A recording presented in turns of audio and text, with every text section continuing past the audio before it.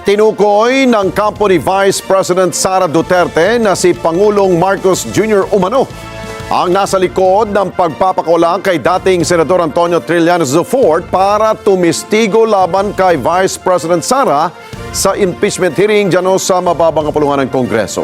At iginiit po ni VP Sara na luma na itong mga naging pahayag ni Trillanes at ang tanging nagbago lang ay ang makinarya sa likod ng dating senador. At sa kabila nito, wala ng planong dumalo sa impeachment proceedings sa Kamara si VP Sara at tiniyak na lalabas ang lahat ng kanilang argumento at paliwanag sakaling i-transmit na ang articles of impeachment sa Senado bilang impeachment court. Kunin natin ang live report ni TJ Mendoza. TJ. Alex, tama ka sa inilabas sa pahayag ni Vice President Sara Duterte ukol sa naging pagdinig ng House Committee on Justice sa impeachment proceedings sa Kamara kahapon. Iginiit ng pangalawang Pangulo na malinis ang kanyang service record. Sinabi rin ng Vice Presidente na ang lahat ng kanyang ari-arian ay kanya na ring o kanyang idineklara sa kanyang Statement of Assets, Liabilities and Net Worth o sa kanyang SALN. Pinalaga ni Vice President Sara Duterte ang mga naging pahayag ng mga resource persons sa impeachment proceedings sa House Committee on Justice kahapon. Sa pahayag ng pangalawang Pangulo, binuelta nito ang mga alegasyon ng dating Senador Antonio Trillanes IV. Ayon sa nakababatang Duterte, walang nagbago sa naratibo ni Trillanes. Ang tanging nagbago anya ay ang makinarya sa likod ng dating senador.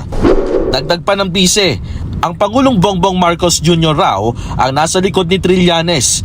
Buwelta pa nga nito, walang katotohanan lalo pat ang mga miyembro raw ng Kongreso ay napaulat na tumanggap ng mali-maletang pera.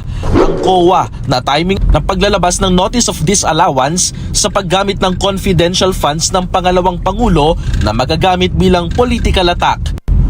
Ang bagong talagang AMLA officer na tikom ang bibig at hindi nagbibigay linaw na wala namang paglabag sa anti-money laundering law ang kanilang natuklasan sa accounts ng VP. Paliwanag naman ng tumatayong Defense Counsel ng pangalawang Pangulo na si Attorney Michael Poa. Mali ang presentasyon at pagkakaunawa sa tanong na bakit tila may bilyong halaga ang pera sa mga accounts ni VP Sara na nakita ng AMLA. Again, doon po kami nanggagaling sa how is an AMLAC report presented.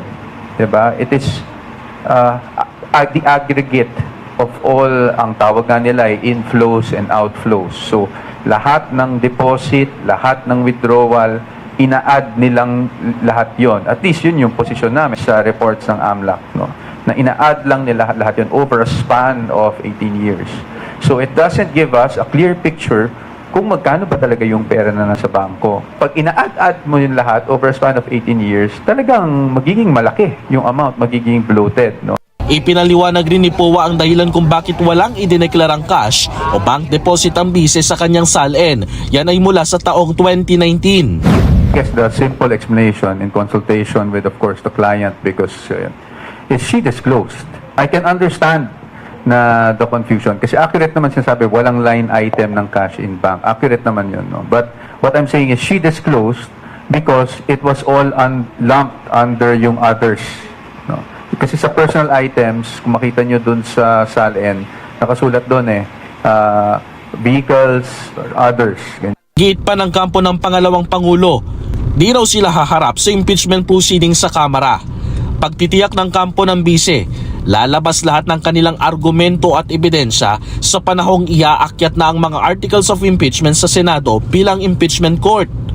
Ayon pa kay Attorney Michael Poa, hindi daw dapat isinasama sa diskusyon ng ebidensya ng mga SALN ni VP Sara sa mga taong alkalde pa ito ng Davao.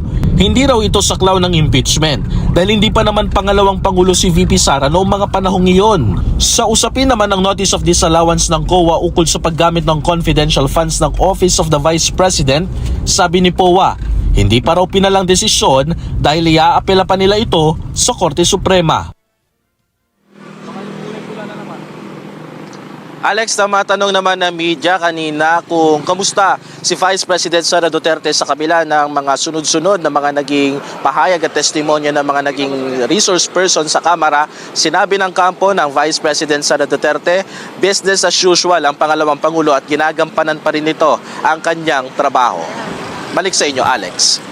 Okay, TJ, dun naman sa usapin ng paglantad ng bank accounts ng pamilya Duterte, particular na dito kay VP Sara at sa kanyang asawa, pinalagan ba ito ng kampo ni VP Sara at may plano ba itong magsampa ng kaso laban dun sa mga nagsiwalat ng kanilang bank account? Dahil batay dyan sa may Republic Act pala tayo dyan, yung 1405, ito yung Bank Secrecy Law.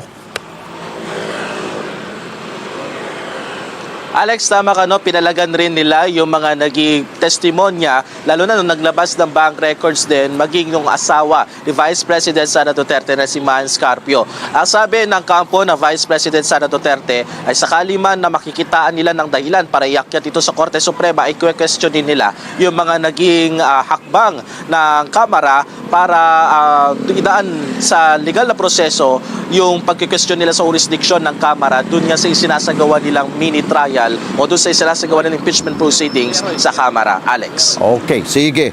Maraming salamat sa iyo, TJ Mendoza. Mata natin mula po dyan sa tanggapan ng pangalawang Pangulo.